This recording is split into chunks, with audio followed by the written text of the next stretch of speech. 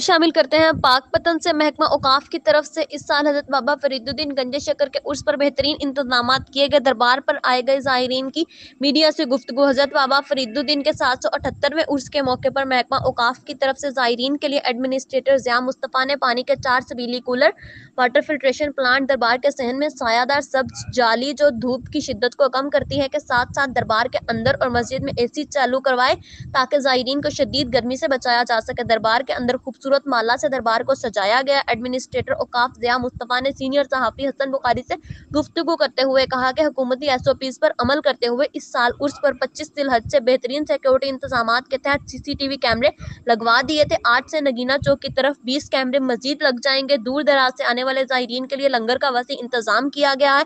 कराची से आए हुए ज़ायरीन मलक आफ्ताब, मोहम्मद इमरान खान, अब्दुल रसूल शाह बुरेवाला से सैयद शमसुल हसनैन, हैदर, गुलाम रसूल शाह और दीगर ने महकमा औकाफ के इंतजामात को सराहा। रिपोर्ट कर रहे हैं हसन बुखारी।